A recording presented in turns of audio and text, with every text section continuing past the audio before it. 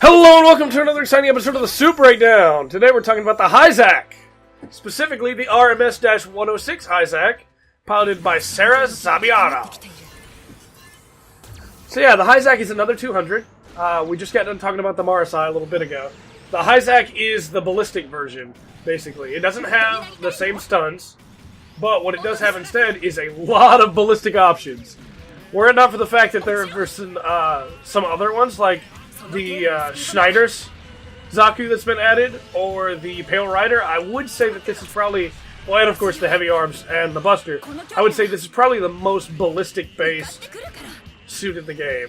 But obviously it isn't anymore. The stun that it has is instead throwing that axe, and it throws in a really satisfying arc to look at, but can be difficult to aim if you're not careful. The melee combos are not as wide-reaching, I suppose you could say, as the Marasai. They're very, very built around close range, which I mean all melee combos technically are, but you don't have the wide arc that you get with the Marasai. What you get instead are things like this: a nice pop-up that does really decent damage that will send them flying up. Most of what I said for the Marasai stands here as well. This suit is mainly built around ballistic support, backing up your allies. In that situation, I think it is a very good pair for like a sumo.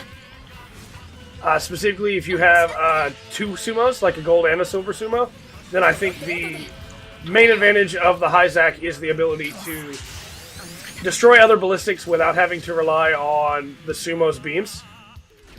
And having, of course, that awesome burst. Having a very wide range of mid to long range abilities when it comes to the different ballistic weaponry that Sarah Hizack has is very powerful for a 200. And although it's not quite as powerful as some of the others, like the gun cannon, for instance, or the gun tank, it is still... I keep saying the gun cannon. The gun cannon's a 300. The gun tank's the 200. It's still very potent. With all that said, though, should you use the Hizack? Well, yes. The Hizack is fun to use. You feel like a literal mobile armory carrying so much weaponry that good luck trying to keep up with me. At the same time, you're not as powerful as you might think you are, so it's very easy to get caught up in a situation where you thought you had the upper hand. You did not. But at the same time, I feel like for what you're getting, I keep wasting those, I feel like for what you're getting, it's worth it.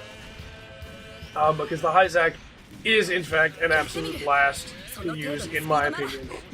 Again, its melee combos aren't that great, and there are definitely other suits that focus on melee more, but for what you're getting, for what it's focused on, I feel like it does a very good job of it.